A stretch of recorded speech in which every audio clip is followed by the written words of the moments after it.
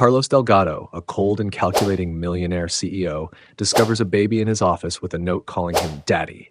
Shocked and unprepared, he must confront the betrayal that shaped his empire and his heart. Before we dive into the story, let's do what Sleepless in Seattle taught us. Share where you're listening from. Comment below. Manhattan stretches beneath Carlos Delgado's penthouse windows, a maze of glass and steel catching the morning light. He stands at the floor-to-ceiling window, coffee untouched in his hand, watching the city come alive 40 stories below.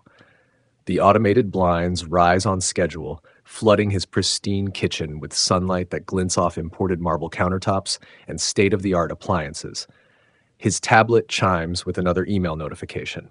Carlos sets down his coffee, the liquid still steaming, and swipes through the messages. Work correspondence fills his inbox. Acquisition proposals, board meeting reminders, quarterly projections. Nothing personal. Never personal. The coffee machine whirs to life again, preparing his second cup with mechanical precision. Carlos programmed it himself, the timing perfect, down to the minute. Everything in his life runs on similar algorithms of efficiency. The Persian rug beneath his feet cost more than most cars, but he barely notices its intricate patterns anymore. The Rothko on the wall catches morning light exactly as the interior designer intended, its deep reds and blacks a stark contrast to the sterile white walls. His phone buzzes. Luz Herrera, his assistant, confirming today's schedule. Board meeting at 9. Investor lunch at noon. Conference call with Tokyo at 3. The day spreads before him like a well-ordered battlefield, each hour allocated for maximum impact. Carlos moves to his bedroom to dress, steps silent on the heated floors. His closet is a masterpiece of organization. Suits arranged by color and season, shoes lined with military precision. He selects a charcoal Tom Ford, the fabric whispering against his skin as he buttons the jacket. The mirror reflects back success incarnate, sharp cheekbones, penetrating dark eyes, not a hair out of place. But his gaze catches on the drawer he never opens, tucked in the corner of his closet. Inside lies a photograph he can't bring himself to display or discard, his family at his college graduation. Before he built Delgado Industries, before he decided sentiment was a liability, Carlos slides the drawer shut without opening it. Success requires sacrifice. He learned that watching his father break his back as a mechanic, his mother cleaning houses until her hands cracked and bled, they gave everything so he could rise above their circumstances. He honors their sacrifice through achievement, even if they no longer speak. His tablet chimes again. The stock market is opening soon. Numbers scroll across the screen. Futures trading, international markets, currency fluctuations. This is his real language now, not the Spanish of his childhood or the careful English he perfected at Yale. Money speaks louder than words, and Carlos has made himself fluent in its dialect. He returns to the kitchen, where a perfectly plated breakfast waits. Steel-cut oats, egg whites, fresh berries. His housekeeper Maria arranged it before he woke, as she does every morning. She's long gone now. Carlos prefers solitude, keeps his staff at a careful distance. The food is exactly how he likes it, but he only picks at it, scrolling through more emails instead. The sun climbs higher over Manhattan, painting his kingdom in gold. From up here, the city looks orderly, controlled. Carlos has built his life the same way, eliminating variables, maximizing returns. But lately something feels off balance. An emptiness he can't quantify, a loss he can't calculate. He straightens his platinum cufflinks, a gift to himself after his first billion, and gathers his things. The day won't wait for introspection. Carlos Delgado has an empire to run, and empires demand constant vigilance. He steps into his private elevator, leaving the untouched breakfast behind. The boardroom falls silent as Carlos enters, his presence commanding attention without effort. Floor-to-ceiling windows frame the Manhattan skyline behind him, a backdrop worthy of his position. Board members straighten in their leather chairs, papers rustling as they prepare for battle. The Singapore merger, Carlos says, taking his seat at the head of the table. Walk me through the concerns. Marcus Chen, the CFO, clears his throat. The numbers are solid, but timing is critical. We're looking at a narrow window for maximum ROI. And the legal implications? Carlos's gaze to Sarah Patel, head of legal counsel. She's new, eager to prove herself. Her fingers tap nervously on her tablet. We've identified potential regulatory hurdles in both jurisdictions, Sarah says. Nothing insurmountable, but enough to make the board nervous, Carlos finishes. He leans forward, studying the faces around him. Fear masks itself as concern in their expressions. They're waiting for him to falter, to show weakness. The merger happens now. We control the narrative. We set the terms. Luz Herrera appears at his side, silent as a shadow, placing a folder before him. Carlos doesn't need to check its contents. Luz's efficiency is legendary within Delgado Industries. She's one of the few people he trusts implicitly, though he'd never say it aloud. Your father built this company from nothing, board member Thompson begins, his tone cautious. We all respect your dedication, but lately, my dedication isn't the issue, Carlos cuts in. His voice remains calm, but ice creeps into his tone. The issue is whether this board has the vision to seize opportunities when they arise. The room temperature seems to drop. Carlos scans the faces around him, daring anyone to challenge his authority. No one does. They never do. Later, alone in his office, Carlos picks at a lunch he barely tastes, some overpriced salad from the executive dining room. Financial reports crowd his tablet screen, numbers and projections dancing before his eyes. Success has a specific gravity, pulling everything else into its orbit. He's made his peace with that. A notification pops up, another missed call from his mother. Third one this month. Carlos swipes it away, focusing instead on the quarterly projections. Family is a distraction he can't afford, not with the Singapore merger hanging in the balance. The afternoon sun slants through his office windows, casting long shadows across his desk. Carlos loosens his tie slightly, the only concession to fatigue he allows himself. Empire building is exhausting work, but he's never been one to complain. Complaining is for people who lack the will to change their circumstances. The envelope appears on his desk between meetings. No return address, no markings, just his name in elegant script. Carlos turns it over in his hands, studying the quality of the paper, the precision of the handwriting. Luz stands in the doorway, waiting. Where did this come from? He asks. Security cleared it this morning. All standard checks came back negative. Luz hesitates, unusual for her. Should I have it analyzed further? Carlos waves her away, sliding his finger under the flap. The note inside is brief, the words stark against cream paper. You don't even know what you've lost. His pulse quickens, though his expression remains neutral. The words echo in his mind, touching something raw and unexamined. He tucks the note into his jacket pocket, making a mental note to have security review the footage again. His secure email pings an hour later. No sender information, just an attachment. Carlos's finger hovers over the delete button, but curiosity wins. The image loads, a little girl in a park, maybe 4 or 5 years old, her dark hair catching sunlight as she laughs. Something about her features tugs at his memory, but he can't place why. The afternoon brings more disruptions. Reports arrive with data missing, meetings start late due to technical difficulties, deadlines slip through inexplicable delays. Small things, barely noticeable individually, but the pattern sets Carlos's teeth on edge. Run a systems check, he tells his IT director. Full diagnostic, every server. We did, sir. Twice. Everything's clean. Carlos stares out his office window, the city sprawling beneath him like a circuit board.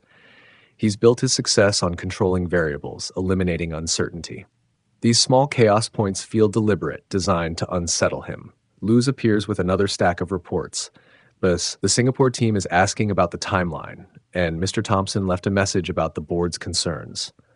What concerns? Your focus, sir. There are rumors. She trails off, choosing her words carefully. Some feel you've been distracted lately. Carlos turns, studying his assistant's face. Luz meets his gaze steadily, one of the reasons he hired her. She doesn't flinch from difficult conversations.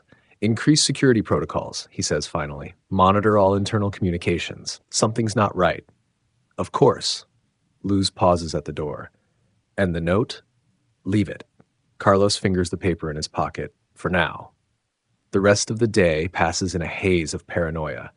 Carlos finds himself watching his staff more closely, analyzing every interaction for hidden meanings. The girl's photo haunts him between meetings, her familiar features just beyond recognition. Night settles over Manhattan, office lights blinking out one by one. Carlos remains in his office, tie loosened, sleeves rolled up as he reviews the Singapore contracts. The cleaning crew's vacuums hum in distant corridors, a white noise he barely registers anymore. A sound breaks his concentration, soft, almost imperceptible. A whimper. Carlos lifts his head, scanning the dimly lit office. Nothing seems out of place. His modernist desk, the leather chairs, the abstract art pieces worth millions. There it is again. Carlos rises slowly, following the sound to the corner near his private bathroom. The whimper becomes a cry, unmistakably a baby's cry. His breath catches. A bassinet sits there, pale blue and completely out of place among his carefully curated decor.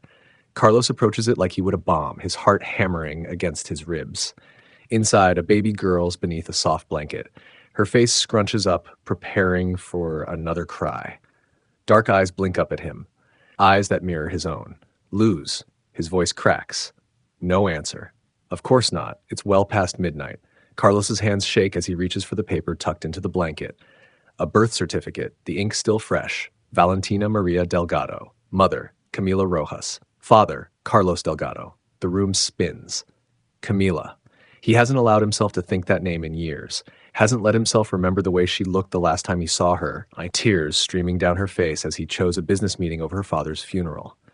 The baby, Valentina, begins to cry in earnest now. Carlos stares at her helplessly. He hasn't held a baby since his youngest sister was born 20 years ago. But something primal kicks in, and he finds himself reaching for her. Shh, he whispers, awkwardly cradling her against his $1,000 shirt. Shh, pequeña. It's okay. It's not okay. Nothing about this is okay. But Valentina quiets against his chest, her tiny fist gripping his tie. Carlos fumbles for his phone with his free hand, hitting Luz's speed dial. She answers on the first ring, professional even at this hour. Get to the office, now. His voice sounds strange in his ears. And bring whatever babies need. A pause. Sir? Formula. Diapers. I don't know. Just hurry. He ends the call, staring down at Valentina. She's falling asleep now, her breath warm against his neck. Questions crowd his mind. How did someone get past security?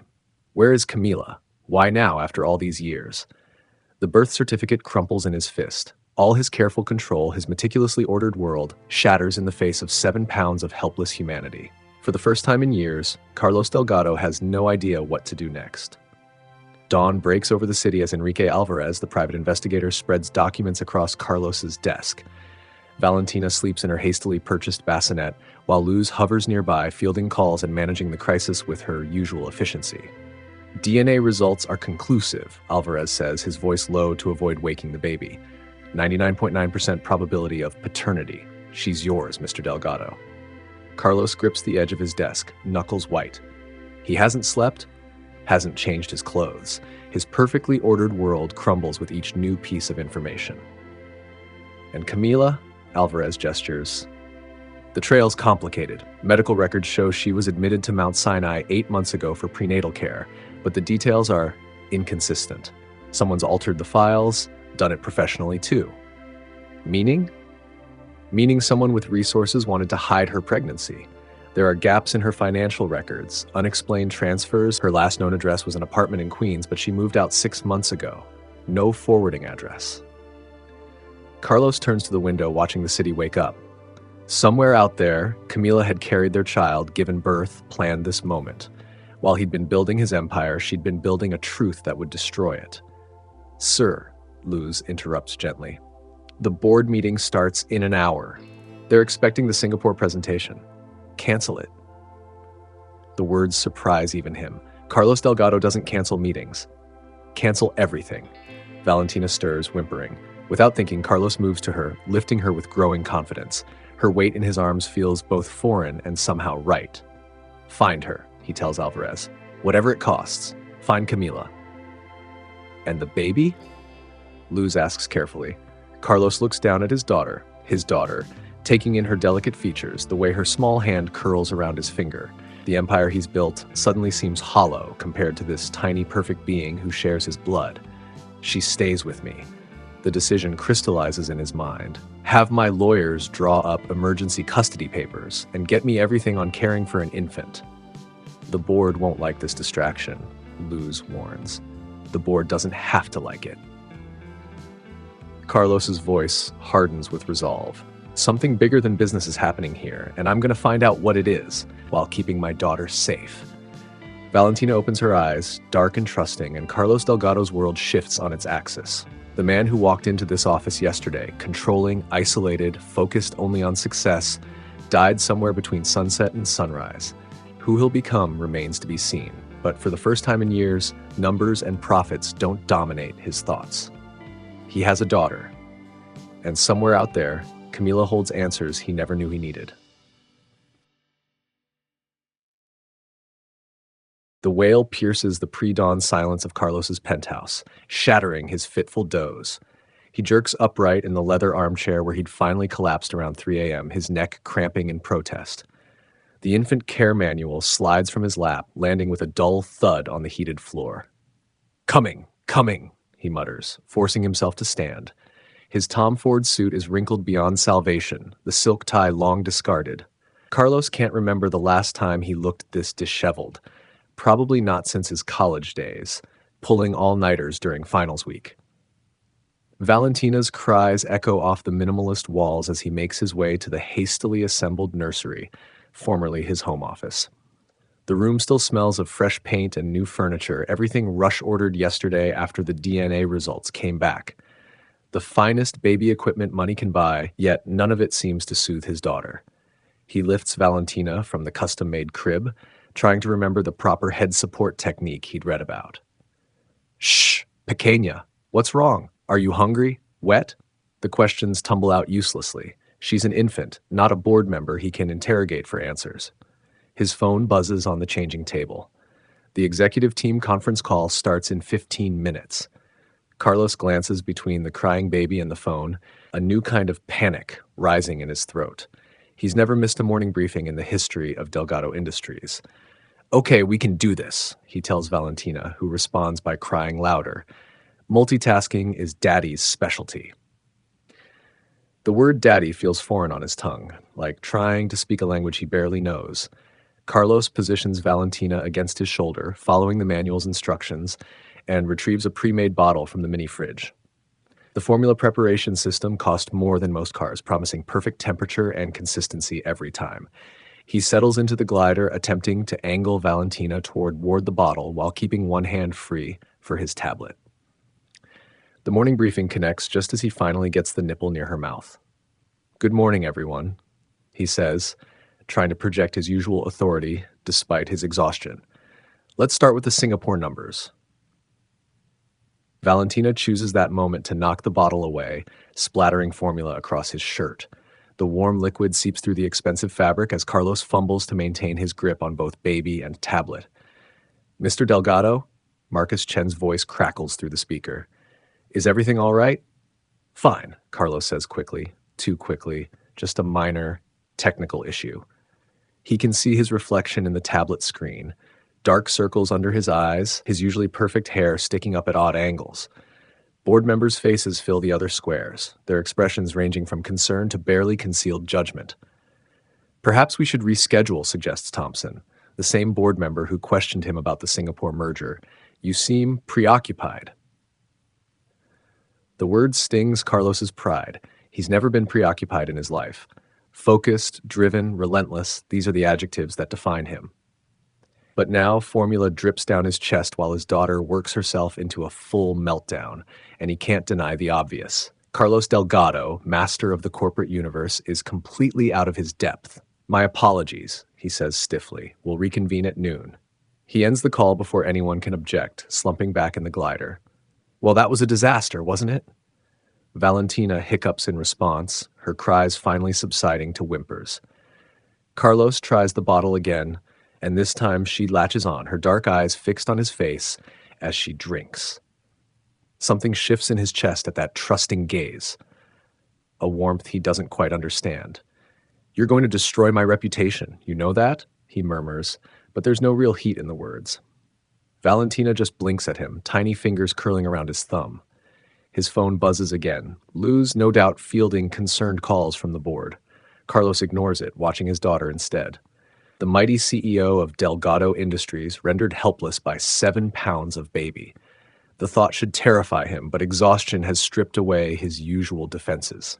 We need help, he admits finally, both to Valentina and himself. Professional help. 3 hours and countless phone calls later, Lucia Torres arrives at the penthouse. She's older than Carlos expected, with silver-streaked hair and laugh lines around her eyes, but her references are impeccable. She takes in the chaos of the makeshift nursery, designer baby clothes strewn about, empty bottles littering every surface, a clearly overwhelmed billionaire swaying in place as he pats his daughter's back. "Senor Delgado," she says, her voice warm but professional. "May I?" She holds out her arms for Valentina. Carlos hesitates. He's been carrying Valentina for hours, afraid to put her down lest she start crying again. The thought of handing her to a stranger makes his chest tight in a way he doesn't want to examine too closely. "It's all right," Lucia assures him, reading his reluctance. "You look like you could use a break." Pride wars with practicality. Carlos Delgado doesn't take breaks, but his arms ache, his shirt is ruined, and he has a board meeting in 2 hours that he cannot afford to miss. Slowly, carefully, he transfers Valentina to Lucia's waiting arms. The nanny adjusts her hold with practiced ease, murmuring softly in Spanish. To Carlos's amazement, Valentina settles immediately, her previous fussiness forgotten. "How did you?" he starts, then stops himself. Carlos Delgado doesn't ask how things are done. He tells people how things should be done. Lucia's eyes crinkle with understanding. "Years of experience, senor. Now, go change. I'll get the little ones settled and start organizing things properly." Carlos retreats to his bedroom, the sounds of Lucia's gentle Spanish following him. He strips off the formula-stained suit, noting with resignation that it's probably unsalvageable. His reflection in the bathroom mirror is almost unrecognizable, the polished executive replaced by an exhausted man who looks every bit his 38 years. The hot shower helps restore some of his equilibrium. By the time he emerges, freshly dressed in a charcoal Armani, the penthouse has undergone a transformation. The chaos of baby supplies has been efficiently organized, surfaces wiped clean, and a schedule of feeding and napping times posted on the refrigerator. Lucia moves through the space with quiet competence, Valentina peaceful in her arms. Carlos should feel relieved. This is what he wanted, someone to restore order to his disrupted world. Instead, an unfamiliar emotion nags at him as he watches another woman soothe his daughter. "I've prepared a detailed schedule," Lucia tells him, gesturing to the refrigerator. "Structure is important for babies. We'll start sleep training next week, once she's more settled." Carlos nods, falling back on his business instincts. "I assume you have experience with this method?" 20 years of it.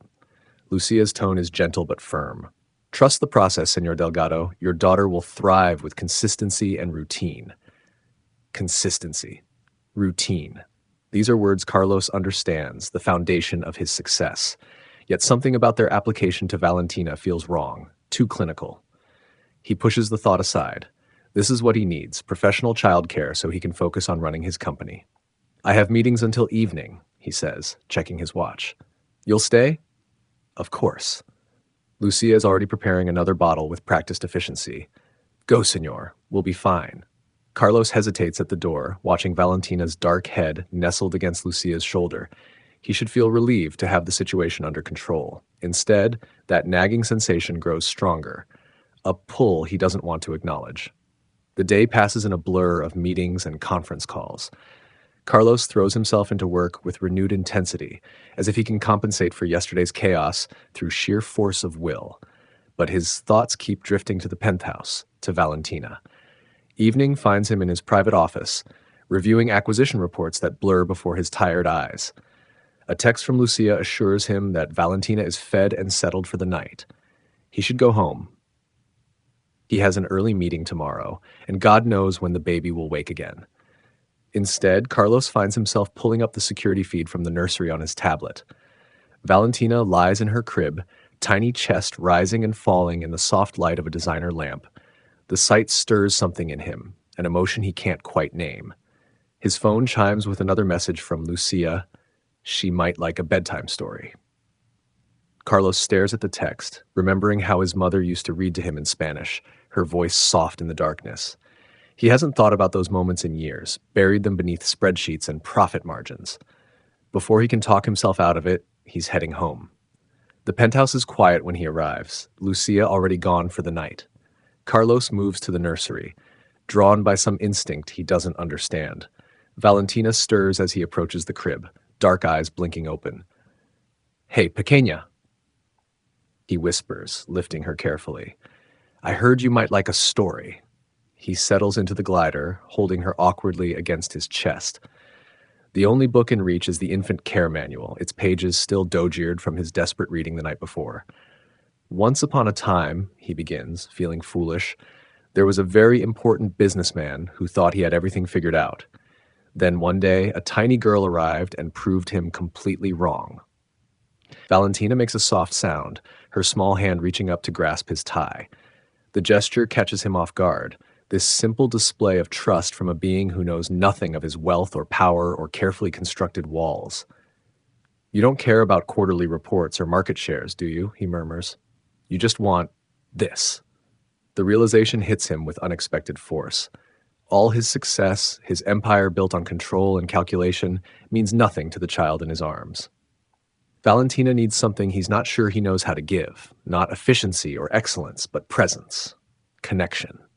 She smiles then, a real smile, her fingers still tangled in his tie. The sight pierces something in Carlos's chest, cracking the armor he spent years perfecting. In that moment, all his careful compartmentalization, the separation of business and personal logic and emotion, begins to crumble. "I don't know what I'm doing," he admits softly, the words easier to say in the darkness. "But I'm trying." Valentina yawns in response, her eyes drifting closed. Carlos should put her back in the crib, review the contracts waiting on his tablet, prepare for tomorrow's meetings. Instead, he stays, watching his daughter sleep, feeling the weight of her trust and the terrifying, exhilarating responsibility it brings. For the first time in longer than he can remember, Carlos Delgado's world extends beyond the next deal, the next victory. Something is shifting, priorities rearranging themselves without his permission. The thought should frighten him. Loss of control always has before. But as Valentina sighs in her sleep, tiny fingers still gripping his tie, Carlos finds himself surrendering to the change. The empire he's built suddenly seems less important than this quiet moment, this connection he never knew he needed. Tomorrow will bring new challenges, more juggling of responsibilities, more moments of feeling completely unprepared. But for now, in the soft darkness of the nursery, Carlos Delgado begins to understand that some things can't be managed like a business deal. Some things require a different kind of strength entirely. He stays until his arm goes numb, until the city lights paint patterns on the nursery walls, until Valentina's grip on his tie finally loosens in deep sleep. Only then does he carefully transfer her to the crib, his movements gentle with newfound practice. "Sweet dreams, mija," he whispers, the Spanish flowing naturally now. Tomorrow he'll return to being CEO, juggling empire and fatherhood. But tonight, watching his daughter sleep, Carlos accepts that his world will never be the same. And maybe, just maybe, that's not such a bad thing. The morning brings fresh challenges as Carlos attempts to navigate his new reality. The board meeting looms, a crucial discussion about the Singapore merger that could reshape Delgado Industries. He arrives early, impeccably dressed, as always, but there's a new tension in his shoulders. Daniela Cruz, the CFO, catches his eye as he enters the boardroom. Her expression is carefully neutral, but Carlos recognizes the concern beneath her professional veneer. She's been with the company since the beginning, one of the few people who remembers when Delgado Industries was just an ambitious idea in a rented office. "Carlos," she says quietly as other board members file in, "we need to talk about recent developments." He knows what's coming. The whispers have already started, rumors about his distraction, questions about his judgment. Carlos straightens his tie, armor against the coming battle. "The Singapore numbers are solid," he says, preempting her concerns. "I've reviewed everything personally. This isn't about Singapore." Daniela's voice remains low, measured. "The board is worried about your personal situation." The words hit like a physical blow, though Carlos maintains his neutral expression.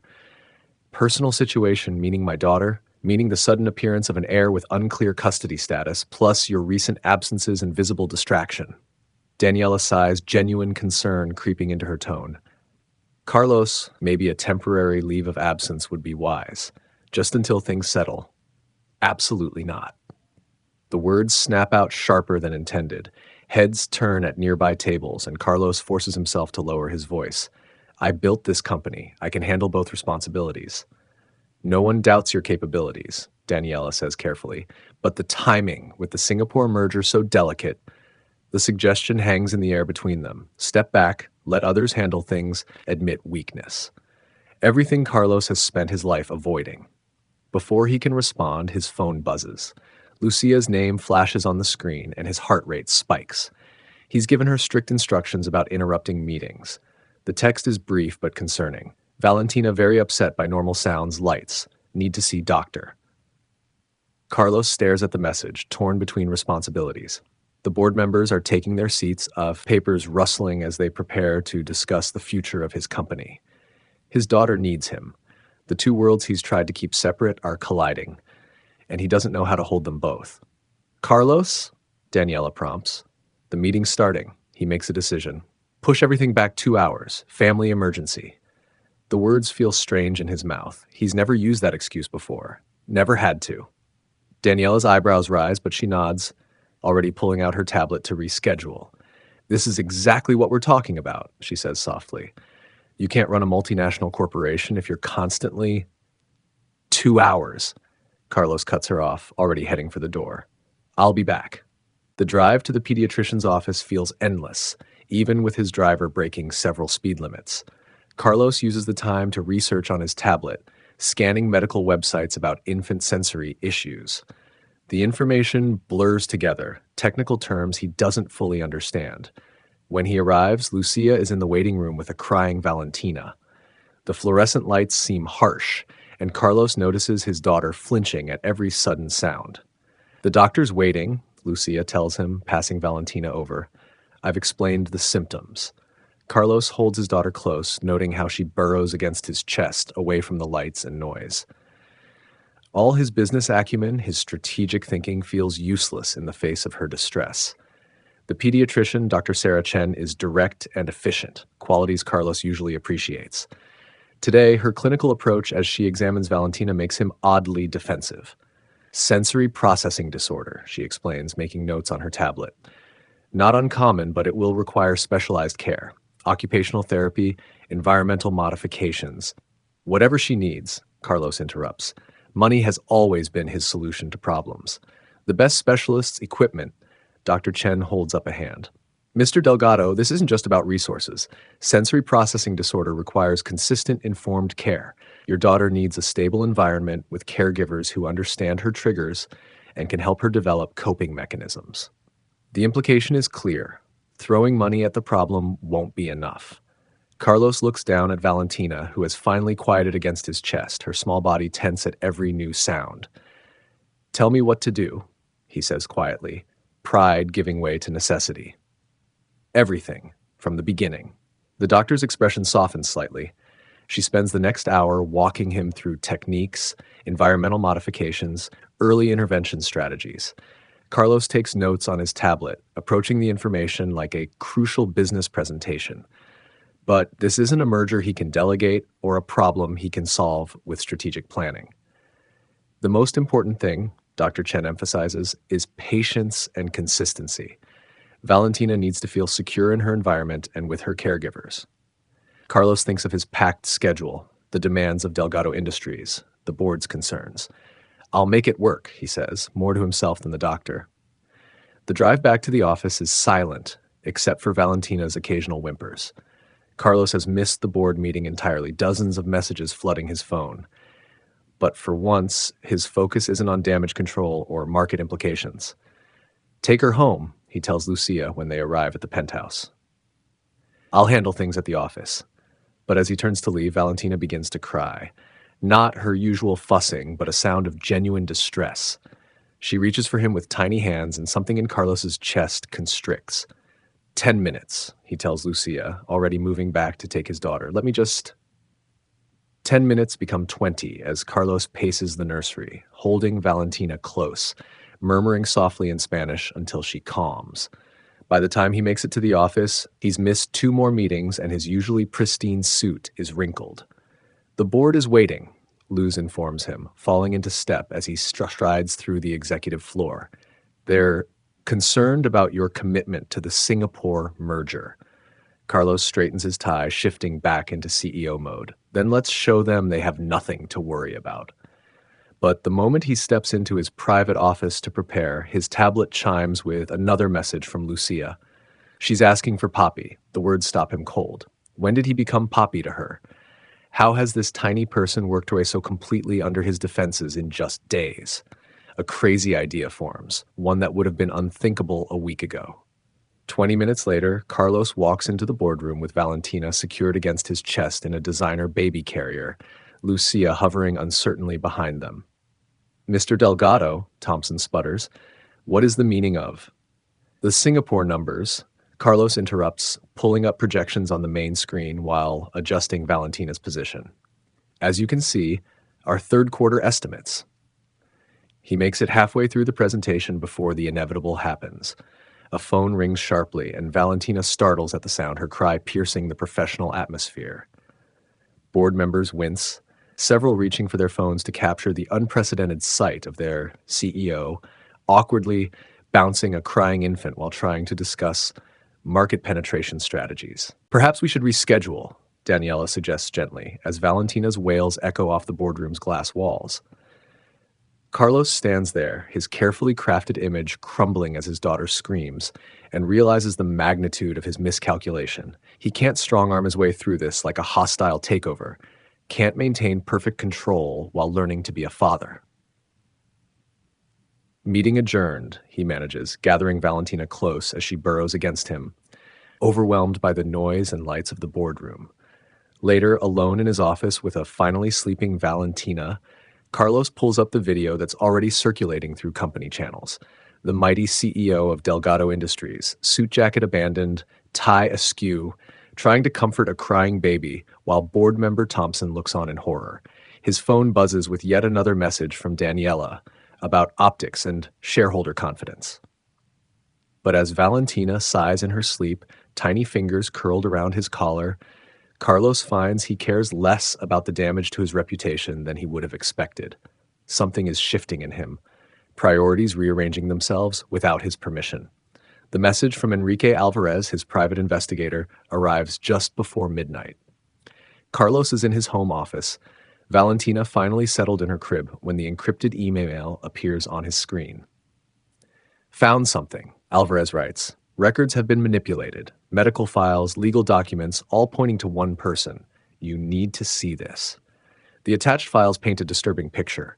Hospital records showing Camila admitted under false pretenses, legal documents with forged signatures, and behind it all, a familiar name, Javier Morales. Carlos stares at the evidence, pieces clicking into place.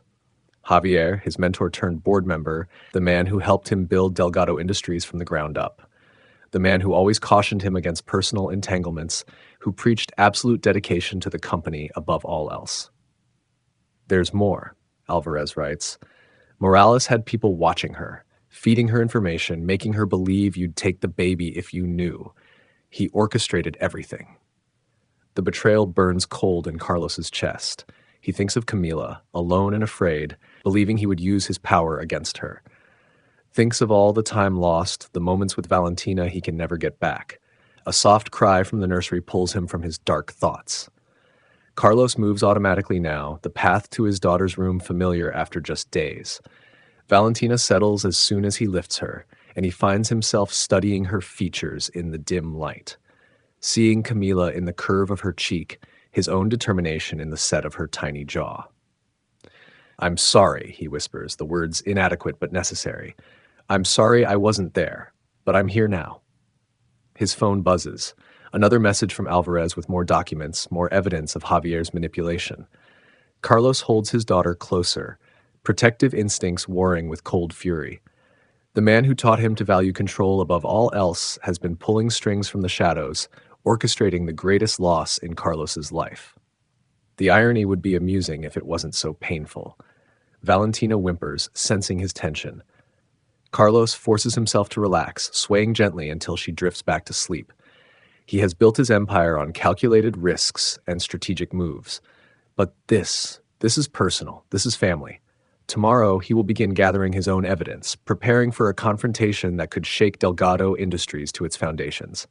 But tonight, holding his sleeping daughter, Carlos Delgado makes a silent promise to both Valentina and Camila. He will make this right, no matter the cost to his carefully constructed world. The morning sun hasn't yet touched the Manhattan skyline when Carlos strides into Javier Morales' corner office.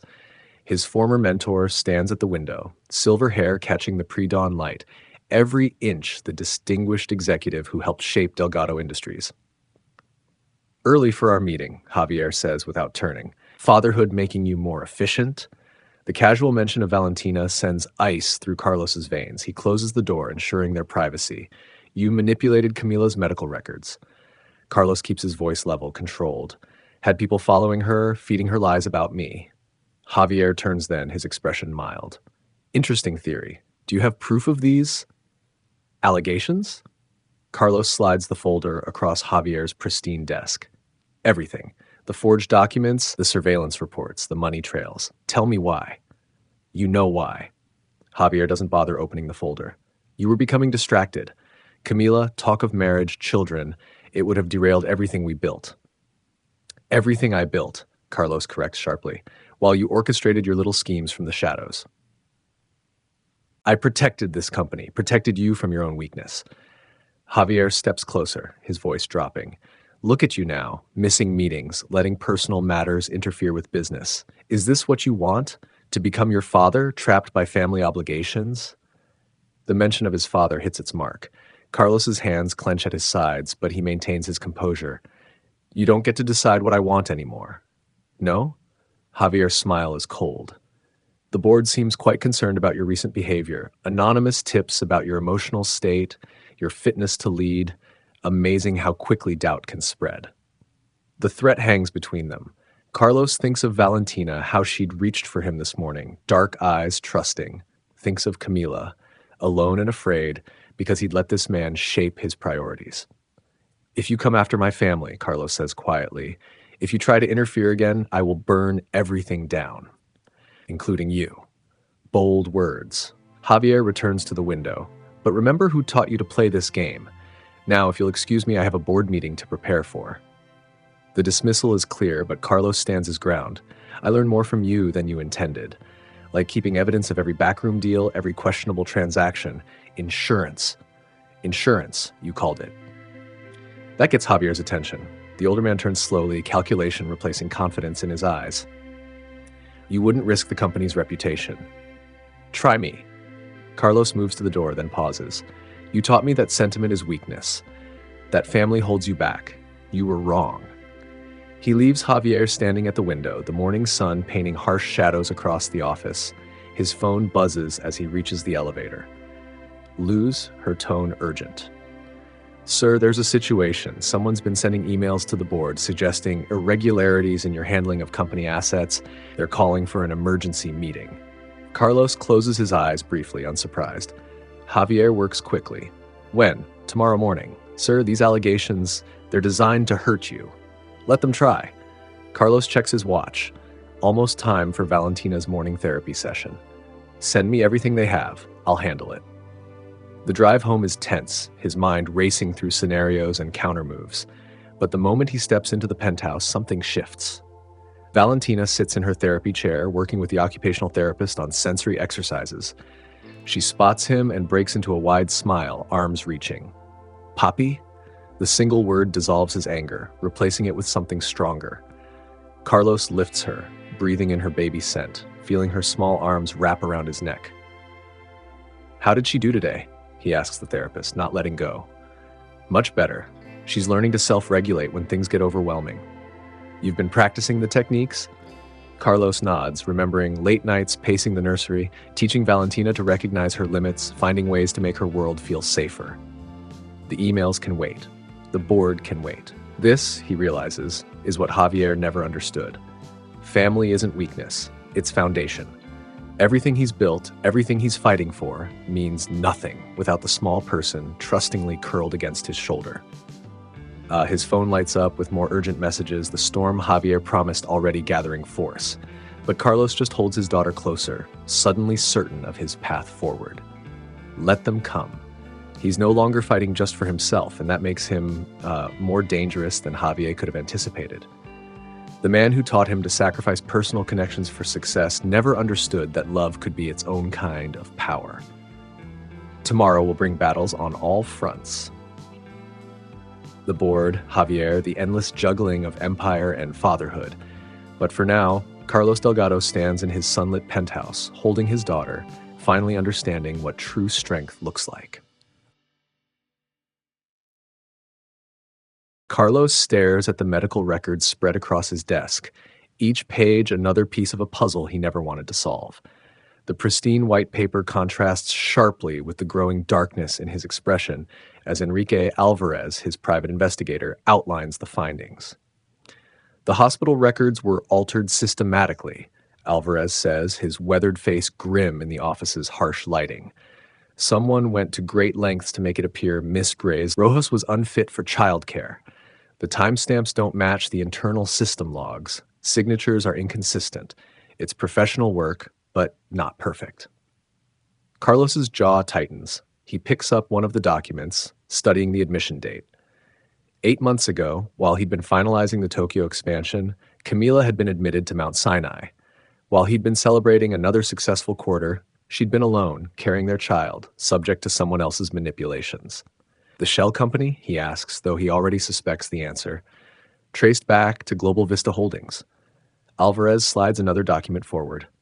A subsidiary of Javier Morales. The name tastes bitter on Carlos's tongue. His mentor. The man who helped shape Delgado Industries into what it is today. The betrayal settles like lead in his stomach. A soft whimper draws his attention to the corner of his office. Valentina stirs in her portable crib but doesn't wake. Carlos installed it there 3 weeks ago, unable to bear having her out of sight for long. Her dark curls catch the late afternoon light, so like Camila's, it makes his chest ache. There's more, Alvarez continues, lowering his voice. The company made substantial payments to several hospital administrators. The same pattern appears in family court records. Someone was building a case for immediate custody transfer upon birth. Carlos's hands curl into fists. To whom? The paperwork's incomplete, but the preliminary filings list Javier Morales as the proposed guardian. The revelation hits Carlos like a physical blow. He pushes back from his desk, needing space, needing air. Manhattan sprawls beyond his office windows, the city he conquered while his personal life crumbled around him. How much had he missed, focused on quarterly reports and market expansions? Sir? Alvarez watches him carefully. Should I continue the investigation? Yes. Carlos's voice is steel. Every detail, every connection. I want it all. After Alvarez leaves, Carlos stands over Valentina's crib, watching her peaceful sleep. Her tiny hand clutches a stuffed elephant, a gift from his mother, who cried when he finally called to tell her about her granddaughter. 3 weeks of fatherhood have already changed him more than a decade of corporate success. A knock at his door breaks his reverie. Daniela Cruz, Delgado Industries CFO, steps in quietly. Her usual confident demeanor is muted, her dark eyes troubled. Carlos. She glances at Valentina, then back to him. We need to talk. He gestures to the chairs away from the crib. Daniela sits, her spine straight, but her fingers twisting the folder in her lap, a tell he's never seen from her before. I should have come forward sooner, she begins, but Javier, he has ways of making problems disappear. People disappear. She opens the folder, revealing more documents. Legal papers, custody agreements, all partially filled out, all bearing Javier's signature. He approached me 6 months ago, Daniela continues. Wanted me to sign as a witness, claiming it was for a friend's custody case, but I recognized Camila's name. Carlos takes the papers, scanning their contents. His blood runs cold at the implications. He was planning this before she even gave birth. There's more. Daniela pulls out her phone, opening an encrypted folder, emails, conversations about keeping you focused on what matters, plans to ensure you remained. She hesitates. Alone, Carlos finishes. The pieces slot together with horrible clarity. Every failed relationship, every missed family event, every time Javier counseled him to prioritize the company above all else. I stayed quiet out of fear, Daniela admits. But seeing you with Valentina these past weeks, you deserve to know the truth. Carlos nods, something shifting in his perception of the woman before him. Thank you. After Daniela leaves, Carlos remains at his desk, the evidence of Javier's betrayal surrounding him. Photos of his life over the past decade flip through his mind. Achievements, acquisitions, awards, all carefully orchestrated to keep him isolated, controlled, dedicated solely to Javier's vision of success. Valentina whimpers again, and this time Carlos lifts her gently from the crib. She settles against his chest, her warmth anchoring him as his world tilts on its axis. He remembers Camila's tears the day she left, her accusations that he'd changed, become someone she didn't recognize. "I'm sorry, Pequeña," he whispers to his sleeping daughter. "I'm so sorry." His phone buzzes. Javier requesting a meeting to discuss the Singapore merger. Carlos stares at the message, rage and guilt warring in his chest. A decade of manipulation, a lifetime of moments lost. He types a brief response, agreeing to meet tomorrow morning. It's time to face the architect of his isolation. The next day dawns gray and threatening, matching Carlos's mood as he enters the empty boardroom. He chose this space deliberately, the site of countless victories now transformed into an arena for confrontation. Javier arrives precisely on time, his silver hair immaculate, his smile practiced and paternal. "Carlos, my boy, I've been reviewing the Singapore numbers, and I think..." "Sit down, Javier." Something in Carlos's tone makes the older man pause. The smile flickers but holds as he takes his usual seat at the boardroom table. Carlos remains standing, letting the silence stretch. Through the windows, storm clouds gather over Manhattan, casting shadows across the polished table. Finally, he speaks. "Mount Sinai Hospital, Global Vista Holdings, family court documents dated 6 months ago." He places each piece of evidence on the table like playing cards. "Want to explain?" The change in Javier is subtle, a tightening around the eyes, a slight shift in posture, but his voice remains smooth. "I'm not sure what you're implying." "No implications, just facts." Carlos leans forward, bracing his hands on the table. "You manipulated Camila's medical records. You prepared custody documents before my daughter was even born. You orchestrated all of it." "Carlos, don't." The word cracks like a whip. "I have the evidence. I have witnesses. What I want is to hear you admit it." Javier studies him for a long moment. Then, remarkably, he smiles. "You've grown sloppy, Carlos, letting emotion cloud your judgment. This is exactly what I tried to prevent." The casual admission stokes Carlos's rage, but he forces himself to remain still. "Explain." "Look at what you've built." Javier gestures to the windows, to the empire beyond. "Look at what we've built together. Do you think this would have been possible if you were distracted by family drama, by relationship complications? So you decided to play God with my life? I decided to protect your potential." Javier's tone turns patronizing. "You were never going to reach the top dragging along emotional baggage. Camila was a distraction. She would have trapped you with domestic obligations, dulled your edge. I simply helped her understand that leaving was best for everyone." Carlos's hands curl into fists. "By convincing her I would take her child? By manipulating medical records to question her fitness as a mother? By showing her the reality of loving an ambitious man?" Javier shrugs. "She was surprisingly receptive. Already had doubts about your commitment. I merely confirmed them." The casual cruelty of it steals Carlos's breath. He remembers Camila's face the last time he saw her, hurt and resignation warring in her expression. How much of that pain had been orchestrated by the man before him? "And now," Carlos asks, his voice dangerously quiet, "what was your plan for Valentina?" "A contingency. Insurance to keep you focused, if necessary." Javier straightens his cuffs, a gesture Carlos has seen countless times in boardroom negotiations. "Though I must admit, I underestimated your paternal instincts. You're not handling this setback as expected." Setback. Something dark and violent rises in Carlos's chest.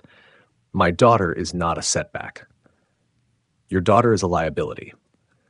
Javier's mask finally slips, revealing frustration. "Look at you. Missing meetings, delegating decisions, letting the Singapore deal stagnate. Everything we've built is at risk because you're playing house instead of running your company." "Our company," Carlos corrects, "built on manipulation and lies. Built on necessity." Javier stands, his height matching Carlos's. "You think you can expose this without consequences?"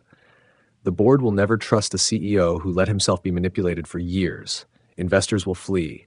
Stock prices will plummet. You'll destroy everything, including the jobs of thousands of employees who depend on Delgado Industries."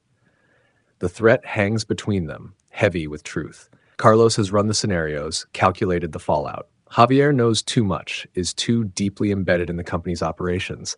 But Carlos thinks of Valentina's trust as she sleeps in his arms, of Camila's tears the day she left, of all the moments stolen by the man before him. "You're right," he says quietly. "Exposing this would damage the company. But protecting you?"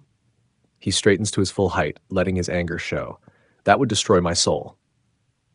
Javier's expression hardens. "Don't be dramatic, Carlos. We both know you'll make the practical choice. You always do." "Not anymore." Carlos gathers the evidence from the table. "I'm calling an emergency board meeting, full disclosure of your activities. And if the company falls," he meets Javier's gaze steadily, "I'll rebuild it, the right way this time. They'll never believe you over me. Watch me." Carlos turns to leave, but Javier's voice stops him at the door. "She'll leave you again, Camila. Once she sees that nothing's really changed, and then you'll have destroyed everything for nothing." Carlos doesn't turn around. "No, Javier. Everything's changed. I have." The storm breaks as he walks back to his office, rain lashing against the windows. Carlos finds Valentina awake in her crib, playing quietly with her stuffed elephant. She reaches for him as he approaches, and he lifts her without hesitation. "Let's go home, pequeña," he whispers against her dark curls. "Papa has work to do." That evening, in his penthouse apartment, Carlos sits with Valentina while she attempts to stack colorful blocks. Her concentration is intense, her small face scrunched in determination. When the tower inevitably falls, she laughs instead of crying, a sound that still surprises him with its joy. His phone buzzes with messages from board members, from lawyers, from reporters already catching wind of tomorrow's emergency meeting. Carlos ignores them all, focusing instead on his daughter's delight as she begins building again. "Higher," he encourages, steadying the base of her new tower. "That's it, Valentina. We'll build it stronger this time." She babbles in response, a mix of almost words that he's learning to interpret. 3 weeks ago, he wouldn't have had the patience for this. 3 weeks ago, he was a different man. Later, after putting Valentina to bed, Carlos calls Enrique Alvarez and Daniela Cruz to his home office. They spread documents across his desk, building a case against Javier that even the most skeptical board member can't ignore. "The risk to the company is significant," Daniela warns, though her eyes are determined. "We'll need a solid plan to maintain stability during the transition." "I've already drafted preliminary strategies," Carlos replies. "We'll need your help implementing them." "And Miss Rojas?" Alvarez asks quietly. "Do you want me to continue searching?" Carlos pauses, looking at a photo of Valentina he recently framed, her first smile captured on his phone. "Yes, but not to force her return, just to make sure she knows the truth. The choice to come back has to be hers." They work late into the night, preparing for the battle ahead. Carlos knows he might lose everything he's built, might face years of rebuilding both his company and his reputation. But for the first time in his adult life, those concerns don't consume him. His priorities have shifted, realigned around a baby girl who needs him to be better than the man Javier molded, around the hope of redemption with the woman he let slip away. Tomorrow will bring chaos, board meetings, legal battles, media scrutiny. But tonight, Carlos Delgado sits in his daughter's room, watching her peaceful sleep, and knows with absolute certainty that he's finally fighting the right war. The storm continues outside, rain drumming against the windows. Carlos reaches for his laptop, opening the dozens of tabs he's accumulated on sensory processing disorder. The specialists he's contacted have emphasized early intervention, recommended therapies, routines that could help Valentina cope with her heightened sensitivities. He thinks of her reaction to the busy daycare he first tried, her tears, her overwhelm at the noise and movement. He'd pulled her out immediately, but the guilt lingers. No more rushing decisions based on business convenience. His daughter needs more than just his presence. She needs his understanding. "Dr. Martinez can see her Tuesday," he murmurs, reviewing his calendar. The pediatric specialist comes highly recommended for children with sensory issues. 3 other appointments follow: an occupational therapist, a child psychologist, a developmental expert. Carlos is determined to build a support network as robust as any corporate infrastructure. His phone lights up with another message from Daniela. preliminary strategies for containing the fallout when they move against Javier. They'll need to act fast, coordinate with legal, prepare statements for investors and the press. The company's stability hangs by a thread, and one wrong move could bring everything crashing down. But as he watches Valentina's peaceful sleep, Carlos realizes he's ready for that possibility. His position as CEO, the empire he's built, they're negotiable now. His daughter isn't. He opens a new document, fingers hovering over the keys. Then he begins to type, mapping out a plan that balances justice with damage control. Evidence will be presented to the board, but strategically. Key allies must be secured first, legal frameworks established, a path forward that exposes Javier's corruption while preserving the company's core stability. It's the kind of complex strategy he once lived for, but now it serves a different purpose. Each point connects to a larger goal, creating a legacy his daughter can be proud of, building a company that values family as much as profit, becoming the kind of father who deserves a second chance with her mother. The storm rages on, but inside this quiet room, Carlos Delgado charts a new course. Tomorrow will bring its battles, but tonight he's already won the war within himself. His priorities have shifted, realigned around the sleeping child who taught him that true wealth isn't measured in stock prices. He closes the laptop, moves to kiss Valentina's forehead. "Sweet dreams, Pequeña," he whispers. "Papa's got you now, always." The Manhattan skyline bleeds orange and purple as Carlos paces his office, footsteps echoing against marble floors. Enrique Alvarez's weathered face glows blue in the laptop light, while Daniela Cruz perches on the edge of her chair, her usual composure fractured by exhaustion. The clock reads 11:47 p.m. "Show me again," Carlos says, stopping behind Alvarez's chair. The investigator pulls up a complex web of shell companies, each node a carefully constructed lie pointing back to Javier Morales. These three subsidiaries. Alvarez's cursor highlights the connections. All registered in the Cayman Islands, all sharing the same IP address as Morales' personal server. The money trail is there, just buried deep. Daniela leans forward, her glasses reflecting streams of data. The irregularities in our Q3 reports weren't accounting errors. They were deliberate manipulations, masked as routine transactions. Carlos's jaw tightens. The evidence confirms what he's suspected since Valentina's arrival. Javier Morales has been playing a longer game than anyone realized. How many former employees have agreed to testify? 4 so far. Alvarez scrolls through a list of names, all describing the same pattern of coercion. Morales threatened their careers, their families. One woman lost her house after he blacklisted her from the industry.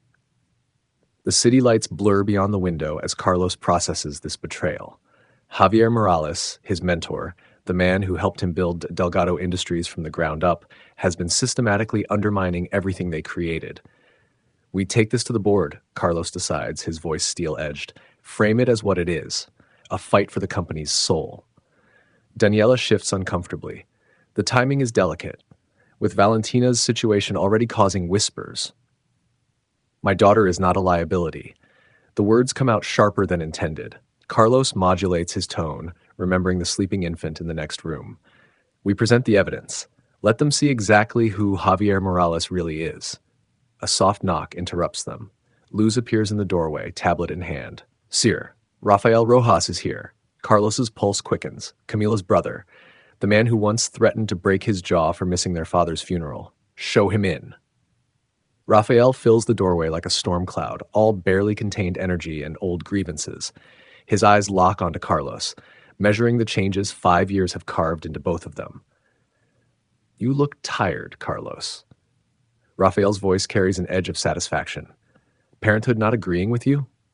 "Why are you here, Rafael?" "Because my sister disappeared." Rafael steps closer, forcing Carlos to look up slightly to meet his gaze. "Because you abandoned her when she needed you most, and now suddenly you're playing devoted father." The accusation stings because it's true. Carlos gestures for Daniela and Alvarez to leave, waiting until the door closes behind them. "I'm trying to make things right." "Are you?" Rafael's laugh is bitter. "Or are you just trying to protect your precious company's reputation?" "I'm trying to find your sister." Carlos moves to the window, needing space to think. "I'm trying to understand why she felt she had to hide Valentina from me. And I'm starting to think Javier Morales played a bigger role in all of this than anyone realized. Something shifts in Rafael's expression, surprise, maybe, or recognition. Morales, the board member who kept showing up at our house after Camila left? Carlos turned sharply. What? He said he was concerned about her, wanted to help. Rafael runs a hand through his hair, a gesture so like Camila's it makes Carlos's chest ache. But something felt off. The questions he asked, the way he pushed for information about where she might go. Did she tell you? Carlos keeps his voice carefully neutral. Where she went? Rafael studies him for a long moment, weighing truth against loyalty. There were rumors, a small town outside Miami, some clinic where they don't ask too many questions. Hope flares in Carlos's chest, bright and dangerous. I need to find her, Rafael.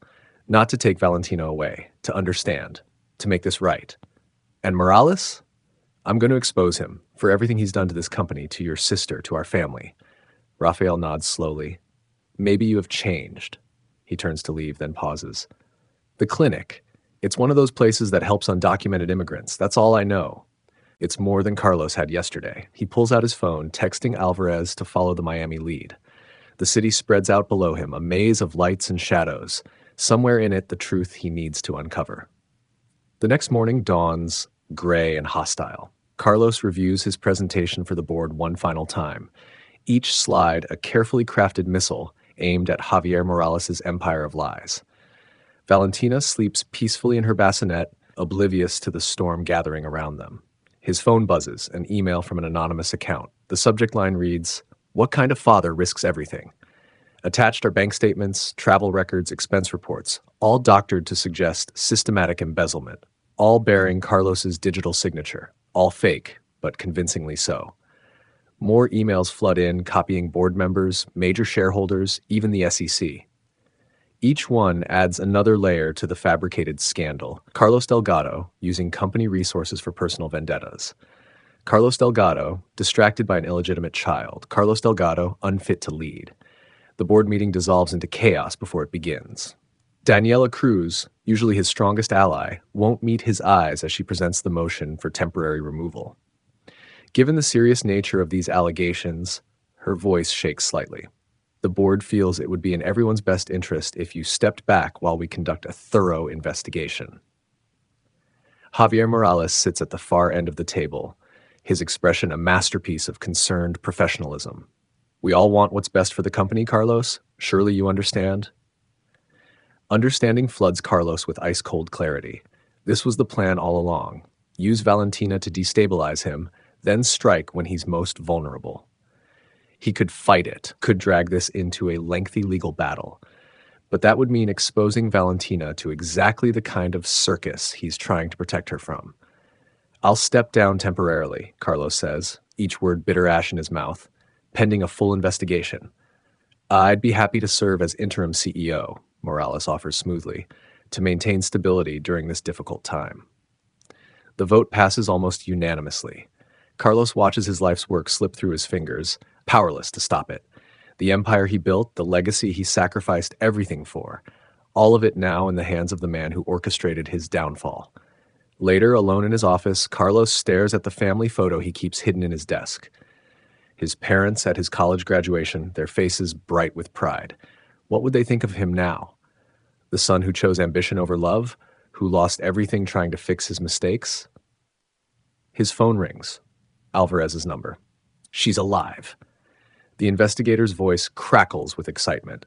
Working at a community clinic in Little Havana. I'm sending you the address and a recent photo now. Carlos's hands shake as he opens the attachment. Camila looks different. Her hair shorter, her face thinner, but her eyes still hold that same quiet strength that first drew him to her. She's wearing scrubs, helping a young mother with a baby, her smile gentle and sure. I can have someone approach her. Alvarez offers. Sound her out about meeting. No. Carlos looks at Valentina, peaceful in sleep. Send Rafael. Let him talk to her first. It's the right choice, but that doesn't make the waiting easier. Hours stretch into days. Carlos throws himself into caring for Valentina, learning her rhythms, her needs. She's starting to recognize him now, reaching for him with complete trust. Rafael's call comes on a rain-soaked Tuesday evening. She won't see you. The words hit like physical blows. Did you tell her about Morales? About what he did? I told her everything. Raphael's voice is gentle, which somehow makes it worse. She says she's heard it all before. Carlos Delgado making promises, Carlos Delgado saying he's changed. She doesn't believe you're doing this for any reason except guilt. Carlos wants to argue, to defend himself, but Valentina's sudden cry cuts through his thoughts. He turns to find her flushed and fretful in her bassinet, her skin radiating heat. I have to go, he tells Raphael, already reaching for his daughter. Something's wrong with Valentina. Her temperature reads 103.4. Carlos's heart pounds as he rushes her to the emergency room, every worst-case scenario playing through his mind. The doctors work quickly, efficiently, but their questions expose how much he doesn't know about his own child. Has she shown any sensitivity to loud noises, difficulty with certain textures or lights? I don't know. The admission feels like failure. She's only been with me a few weeks. The diagnosis comes back. Severe ear infection, complicated by an underlying sensory processing disorder. The doctor explains about specialized therapy, early intervention, the importance of consistent care and routine. Carlos sits by Valentina's hospital bed, watching her tiny chest rise and fall. She looks so vulnerable, connected to monitors, her usual spark dimmed by fever and medication. He takes her small hand in his, marveling at how something so small could completely reshape his world. I'm sorry, he whispers, though she's too young to understand. I'm sorry I wasn't there from the beginning, but I'm here now and I'm not going anywhere. Later, as Valentina finally sleeps peacefully, Carlos pulls out his laptop. The words come slowly at first, then in a rush. Camila, I don't expect you to believe me. I've given you every reason not to. But I'm writing anyway, because you deserve to know the truth, not just about Morales, but about me. I thought I could build something meaningful without letting anyone close enough to hurt me. I was wrong. Success means nothing if you sacrifice your soul to achieve it. Valentina is teaching me that every day. She has your strength, your heart. She deserves better than the man I was. So, I'm changing. Not because I feel guilty, though I do. Not because I want to win you back, though I do. But because it's the right thing to do. I'll prove it through actions, not words. Whether you ever want to see me again or not, I'll make sure our daughter grows up knowing she is loved completely, unconditionally, and that her father will always put her first. I understand if you can't forgive me. But please don't punish Valentina for my mistakes. She needs her mother. She needs you. Carlos. He reads it over once, twice, then hits send before he can second-guess himself. Outside the hospital window, Miami's lights sparkle like scattered stars. Somewhere out there, Camila might be reading his words, might be remembering the man she once loved enough to create a child with. But for now, Carlos focuses on what he can control. He pulls out his phone, researching sensory processing disorder, making notes about specialists and therapy options. Tomorrow, he'll start building a new kind of future, not one measured in profit margins and stock prices, but in his daughter's smiles and small victories. The empire he lost seems less important with every passing hour. In its place, something stronger grows, the foundation of a family, built on love instead of ambition, truth instead of power. Valentina stirs, whimpering softly. Carlos lifts her gently, cradling her against his chest the way he's learned she likes. Shh, pequeña, he whispers. Papa's here. I've got you. And for the first time since this all began, Carlos Delgado knows exactly who he wants to be. Carlos stares at the blank document on his tablet, fingers hovering over the keyboard. The penthouse is silent except for the gentle hum of the air conditioning and Valentina's soft breathing through the baby monitor. 3 times he's started this letter to Camila. 3 times he's deleted every word. The moon hangs low over Manhattan, casting long shadows across his home office. Family photos now line the walls, mostly of Valentina, but a few older ones too. His parents at his college graduation, his sisters at Christmas, memories he'd packed away for years now freed from their drawer prison. He begins typing again. Camila, I've spent weeks drafting this letter trying to find the perfect words, but perfection was always my problem, wasn't it? The perfect deal, the perfect image, the perfect life. I sacrificed everything real chasing that illusion. When you left, when I drove you away, I told myself it was necessary. Business demanded my full attention. Relationships were liabilities. I believed that lie because it was easier than facing the truth. I was terrified of becoming my father, working himself to death for a family he barely saw. Instead, I became something worse. At least my father loved openly, completely. I buried that capacity so deep I forgot it existed. Then Valentina arrived, and suddenly all my careful calculations meant nothing. She needs more than my success. She needs my heart, my time, my imperfect attempts at love. She's teaching me what you tried to show me years ago. He pauses, watching the cursor blink. Outside his window, the city sparkles like scattered stars. Somewhere out there, Camila will read these words. His throat tightens.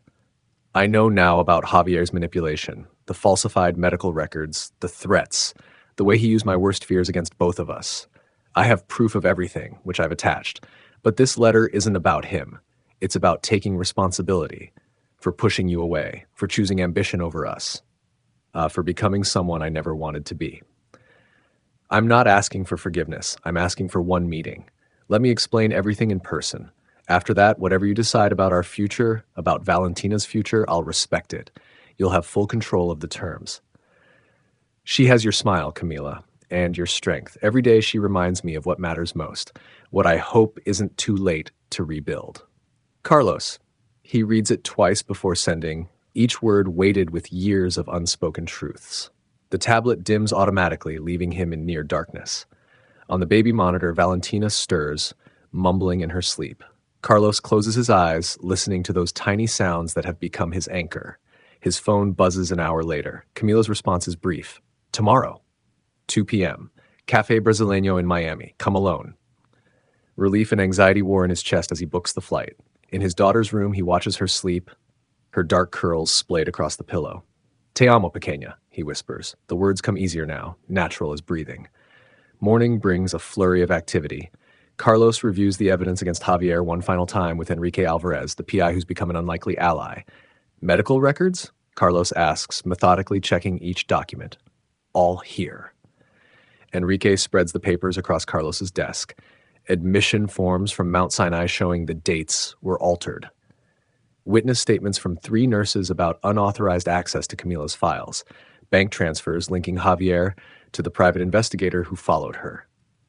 Carlos nods, adding them to his briefcase. And the former employees? 5 signed affidavits describing Javier's pattern of manipulation, plus financial records showing how he leveraged company resources for personal vendettas. Enrique hesitates. You realize this could damage Delgado Industries? The company will survive. Carlos straightens his tie, muscle memory from countless board meetings. Truth matters more than stock prices. Daniela Cruz, his newly trusted head of legal, arrives with the final pieces. I've drafted the public statement, she says, handing him a tablet. It's comprehensive but careful, focuses on the facts without sensationalizing. Carlos skims the document, noting her precise language. Good. Have it ready for tomorrow, but don't release anything until I give the word. The board's already nervous, Daniela warns. Rumor has it Javier's been meeting with major shareholders. Let him plot. Carlos closes his briefcase with a decisive click. Tomorrow, everything changes. That evening, after the nanny leaves and Valentina's asleep, Carlos sits in the rocking chair beside her crib. The cityscape twinkles beyond her window, a familiar view made new through her presence. She clutches her favorite stuffed elephant, dark lashes fluttering as she dreams. 6 months ago, his world revolved around profit margins and market share. Now his universe centers on this small being who's cracked open his carefully constructed walls. Her therapy sessions have taught him patience. Her meltdowns have taught him empathy. Her unconditional trust has taught him love. I'm fighting for you, mi amor, he murmurs, for the family you deserve. In his office, the evidence waits in its locked briefcase. Tomorrow, he'll confront Javier, expose years of manipulation and deceit. But tonight, he's simply a father watching his daughter sleep, counting breaths instead of dollars. The sun rises over Miami as Carlos's private jet touches down. He checks his watch, a habit born of countless business trips, now weighted with personal urgency. 4 hours until he meets Camila. Café Brasileño sits on a quiet corner, its blue awning faded by the Florida sun. Carlos arrives early, choosing a table with a clear view of both entrances. His hands are steady as he orders coffee, but his heart pounds against his ribs. She appears exactly at 2, elegant in a simple sundress that catches the afternoon light. Carlos rises automatically, years of etiquette surviving his nervousness. For a moment, they simply stare at each other, the weight of unspoken words filling the space between them. Camila. Her name feels both familiar and foreign on his tongue. Carlos. She slides into the chair across from him, maintaining careful distance. You look different. Parenthood changes you. The words surprise them both with their honesty. A shadow crosses her face. Does it? Or is this another performance? No performances. Carlos pushes the envelope of evidence toward her. Just truth, finally. She opens it slowly, methodically reviewing each document. Her expression remains neutral, but her fingers tremble slightly when she reaches the medical records. He told me you'd take her, she says finally, voice barely above a whisper, that you'd use your money, your lawyers, to make sure I never saw her again. I was a different man then, Carlos admits. Cold, focused only on success, but I would never. Wouldn't you? Camila's eyes flash. The Carlos I knew lived for control, calculated every move, treated emotions like weaknesses to be eliminated. You're right. He meets her gaze steadily. I was that man. Until a baby appeared in my office and turned my world upside down. Until I had to learn how to comfort her during sensory overloads, how to sing her to sleep, how to love something more than ambition. Tears glisten in Camila's eyes, but her voice remains firm. Prove it. Carlos pulls out his phone, pulling up a video from last week. Valentina sits in her high chair, face and hands covered in pureed carrots. She giggles as Carlos makes airplane noises, completely unconcerned about his ruined dress shirt. I have hundreds of these, he says softly. Every moment, every milestone. She's teaching me how to be human again, Camila. How to feel. How to love without counting the cost. Camila watches the video play, one hand pressed to her mouth. When she looks up, tears streak her cheeks. She's beautiful. She's perfect. Carlos swallows hard. And she needs both of us, not just for doctor's appointments or therapy sessions, for everything, every day. And Javier? Tomorrow I expose everything. Carlos's jaw tightens. He'll face consequences for what he did to us, to our family. Camila studies him for a long moment. You really have changed. Not enough. Not yet, but I'm trying. He hesitates, then reaches across the table, palm up, an offering, not a demand. Help me? Help us become the parents she deserves? Slowly, deliberately, Camila places her hand in his. One day at a time, she says. We start with trust and build from there. Carlos nods, hope blooming in his chest like sunrise. One day at a time. Back in New York, he spends hours finalizing every detail for tomorrow's confrontation. Each piece of evidence, each testimony, each financial record fits together like a puzzle revealing Javier's true nature. The man who mentored him, who shaped Delgado Industries, who nearly destroyed everything that mattered. In Valentina's room, Carlos adjusts her blanket, brushing a kiss across her forehead. Sweet dreams, mi corazón, he whispers. Tomorrow we make things right. The boardroom fills early the next morning, tension crackling like static before a storm. Carlos stands at the window, watching his reflection overlap with the Manhattan skyline. Behind him, board members file in, their murmured conversations falling silent as Javier enters. Quite the dramatic summons, Javier says, his smile sharp as a blade. Though perhaps we should discuss this privately first? No more private discussions. Carlos turns, nodding to Enrique and Daniela as they enter with boxes of documents. Everything comes to light today. The presentation screen flickers to life, displaying Camila's altered medical records. Carlos's voice fills the room, steady and clear. 6 years ago, a promising doctor named Camila Rojas disappeared from Mount Sinai Hospital. Her medical records were accessed without authorization. Her personal files were altered, all to hide a pregnancy that would have changed everything. Javier's smile falters. Ancient history, hardly relevant to. 2 days later, Carlos continues, advancing the slides, $50,000 was transferred from an offshore account to a private investigator. The same PI who followed Camila for months, feeding her false information about my intentions, making her believe I would use my resources to take our child. Murmurs ripple through the board members. Carlos reveals bank statements, shell company records, witness testimonies. Each piece of evidence tightens the noose around Javier's carefully constructed facade. You manipulated everyone, Carlos says, his voice hardening. Used my fear of emotional attachment against me. Used Camila's fear of losing her child against her. All to maintain your control over Delgado Industries. Control you handed me. Javier surges to his feet, mask finally cracking. You were weak, distracted by some doctor who'd never understand our world. I protected your legacy. You protected nothing but your own power. Carlos nods to the security team entering the boardroom.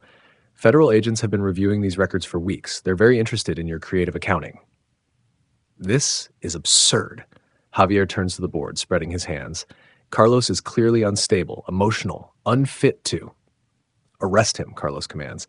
The agents move forward, reading Javier his rights as they handcuff him. You'll regret this, Javier snarls as they lead him out. Everything I did was for you. No. Carlos watches his former mentor disappear through the doorway. Everything you did was for yourself, and now you'll answer for it. The boardroom erupts in chaos. Questions, accusations, demands for explanations. Carlos raises his hand for silence. I take full responsibility for my part in this. I was blind to Javier's manipulation because it served my own fears. That ends today. He outlines his vision for Delgado Industries' future: ethical leadership, transparent practices, support for working parents. When the vote comes to remove Javier from all positions, it's unanimous. Hours later, mentally exhausted but lighter than he's felt in years, Carlos steps into the lobby. He stops short at the sight of Camila waiting by the reception desk, dark eyes meeting his across the marble expanse. I had to see it through, she says as he approaches. Had to know you meant everything you said. Every word. Carlos's voice roughens with emotion. I was wrong for so long, Camila, about what matters, about who I wanted to be. And now I want to be worthy of Valentina's love, of your trust. He takes a shaky breath. I want to build something real, not just profitable, something that would make my parents proud. Camila steps closer, close enough that he can smell her familiar perfume. You're already changing. I see it in how you look at Valentina, how you fought for the truth. Stay, Carlos whispers. Help me keep changing. Be my partner in everything. Parenting, life, love, please. She touches his cheek, thumb brushing away tears he hadn't realized were falling. One day at a time, remember? One day at a time, he agrees, drawing her into his arms as the setting sun paints the lobby in gold. 3 months pass in a blur of adjustment and healing. Carlos and Camila attend therapy sessions together, learning to communicate without walls or weapons. They create routines around Valentina's needs, sensory breaks, quiet time, activities that help her process the world at her own pace. Delgado Industries transforms too. Carlos implements family-friendly policies that would have scandalized his former self. When Daniela Cruz accepts the position of COO, her first act is establishing a comprehensive parental leave program. The numbers actually improved, she tells him during their weekly meeting. Happy employees, better productivity. Who knew? Carlos smiles, remembering endless arguments with Javier about the bottom line. Sometimes the best investments aren't about money. At home, small moments weave themselves into a tapestry of belonging. Valentina's giggles during bath time, Camila's coffee cup beside his in the morning, family dinners where phones stay silent and stories flow like wine. On the evening of Dia de los Muertos, Carlos arranges photographs on a small altar, his parents smiling at his graduation, Camila's father at her medical school ceremony, ancestors he knows only through stories. Marigolds and candles cast warm light across their faces. Papa? Valentina toddles over, clutching her elephant. Pretty flowers. Yes, mi amor. Carlos lifts her onto his hip. The flowers help our family find their way home, so they can see how much we love them, how much we miss them. Camila appears in the doorway, beautiful in a traditional embroidered dress. Teaching her about traditions? Teaching myself too. Carlos sets Valentina down, watching her arrange marigold petals with serious concentration. I forgot so much, trying to fit into a world that demanded I be less than whole. He turns to Camila, taking her hands in his. But you reminded me. You and Valentina showed me that success means nothing without roots, without heart, without family. Dropping to one knee, he pulls out a simple ring, silver and turquoise, like the one his father gave his mother. Marry me? Be my partner in everything? Help me raise our daughter to know who she is and where she comes from. Tears spill down Camila's cheeks as she nods. Yes. Always yes. Valentina claps delightedly, scattering marigold petals like golden rain. Carlos slips the ring onto Camila's finger, then gathers his family close. Above them, the photos of their ancestors bear silent witness to love restored, tradition honored, a future bright with promise. Later that night, in their shared home filled with Valentina's artwork and family photos, Carlos watches Camila reading their daughter's bedtime story. The Spanish words flow melodically, a lullaby of language he once tried to forget. Y vivieron felices para siempre, Camila finishes, kissing Valentina's forehead. More story? Valentina asks sleepily. Tomorrow, mi cielo. Carlos tucks her elephant beside her. Sweet dreams. In the kitchen, he heats Camila's favorite champorado while she changes into comfortable clothes. The familiar scent of chocolate and cinnamon fills their home, mingling with the lingering marigold fragrance from the altar. Just like my abuela used to make, Camila says, accepting the steaming mug. Her engagement ring catches the soft kitchen light.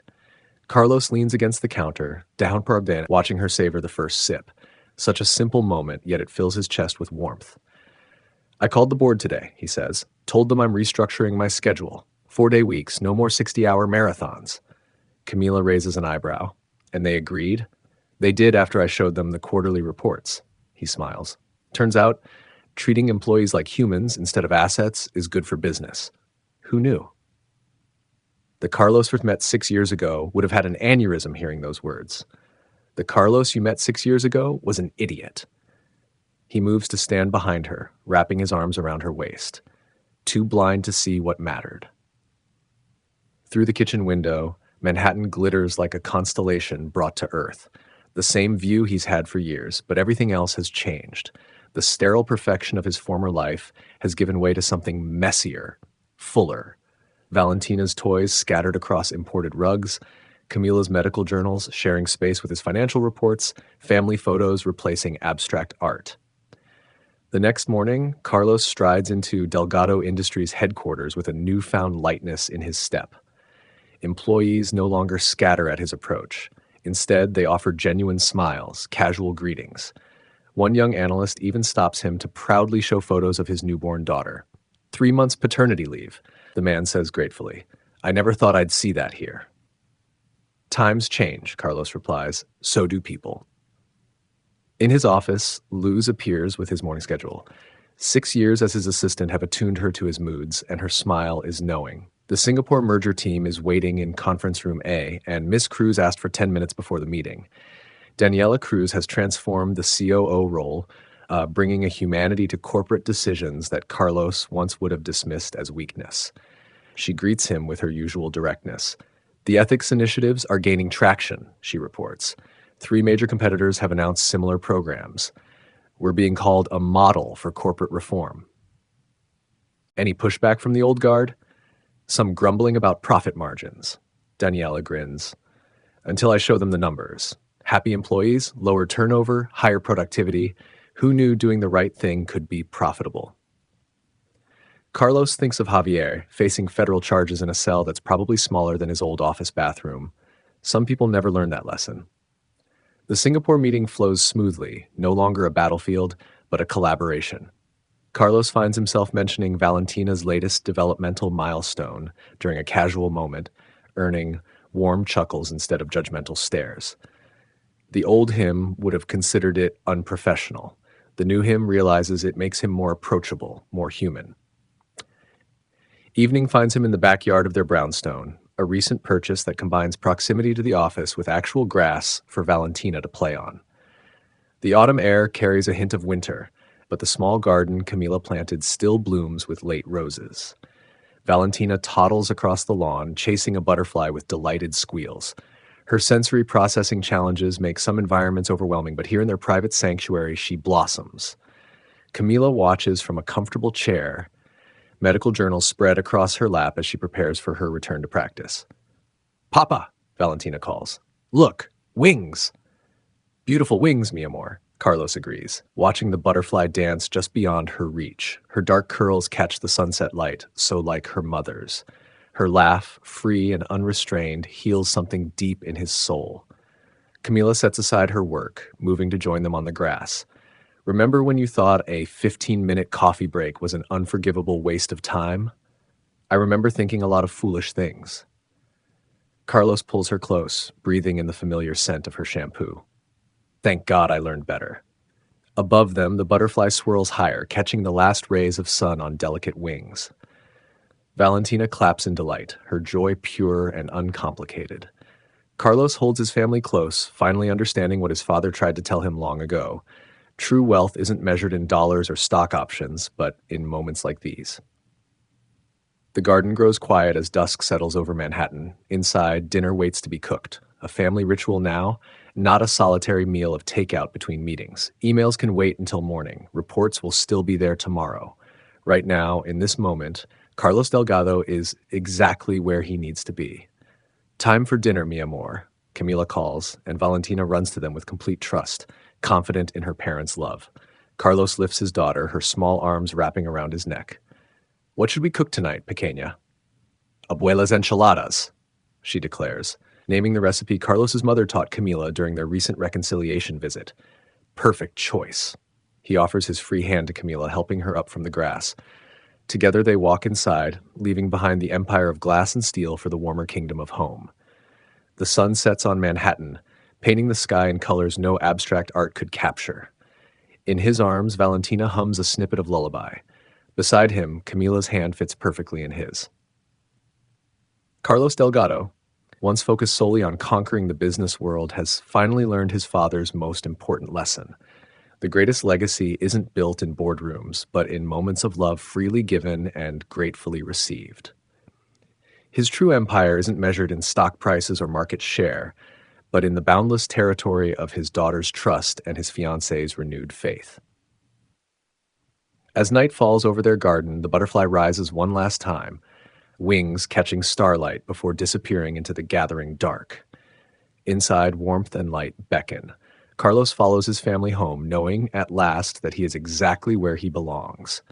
The weeks flow into months, and autumn paints Central Park in flames of red and gold. Carlos stands at his office window, watching leaves dance past the glass. Behind him, Luz arranges folders for his next meeting, a presentation on Delgado Industries' latest initiative, partnering with community colleges to create paid internships for first-generation students. His phone buzzes with a text from Camila. Don't forget, family photos at 4, no excuses about quarterly reports. A smile tugs at his lips as he types back, wouldn't miss it, already cleared my schedule. 5 years ago, he would have dismissed such an appointment as frivolous. Now he understands these moments are the foundation everything else is built on. His assistant catches his expression in the reflection. Miss Cruz can handle the Thompson meeting if you need to leave early, Luz offers, her own smile knowing. Thank you. Carlos turns from the window. Sometimes I wonder how I survived being such a workaholic. You didn't survive, Luz says quietly. You existed. There's a difference. The truth of her words follows him through his morning meetings. He notices things now that once blurred into background noise. The proud way a junior executive mentions his son's soccer game, the family photos on workers' desks, the easy laughter in the break room. Delgado Industries has transformed from a cold machine of profit into something organic, alive. The changes haven't always been smooth. Some old guard board members resigned in protest, claiming the company was going soft. But the numbers tell a different story. Employee retention is up. Innovation flourishes. The stock price has never been stronger. At precisely 3:45, Carlos closes his laptop and heads home. The town car winds through Manhattan traffic as he reviews the week's small victories.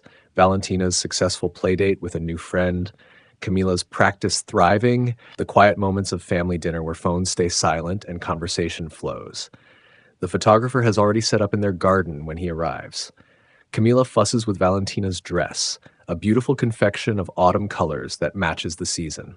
Their daughter, now approaching 4, twirls to make the skirt flutter. Papa! She runs to him, and Carlos scoops her up, uncaring of wrinkles in his suit. Mama says we're making memories. That's right, mi amor.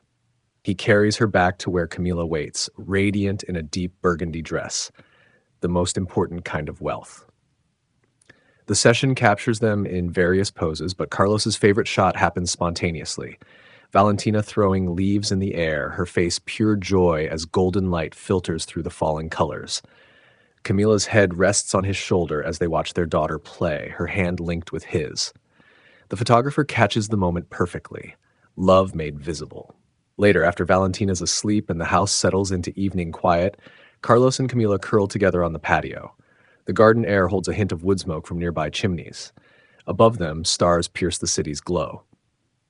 I spoke at Columbia Business School today, Carlos says, absently stroking Camila's hair, about ethical leadership and work-life balance.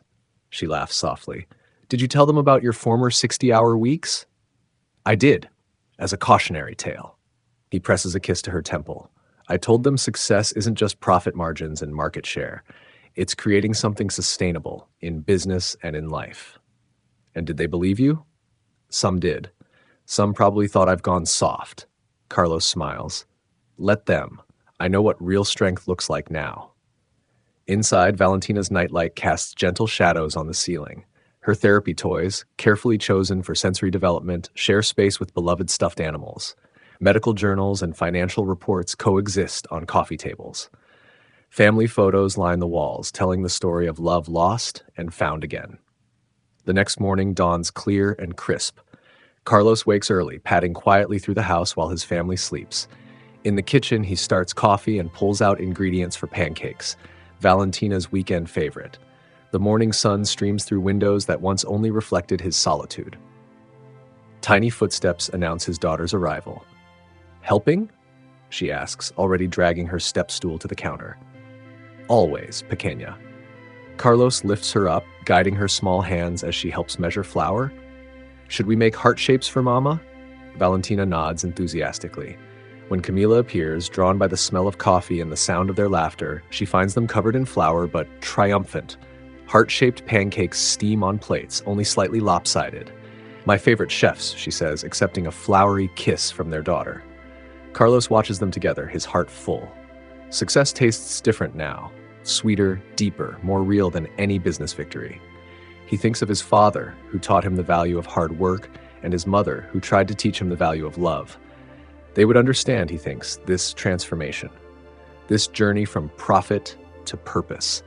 The morning unfolds slowly, precious in its ordinariness. No urgent emails demand attention. No crisis needs immediate resolution. Just a family sharing breakfast, planning their day, being together.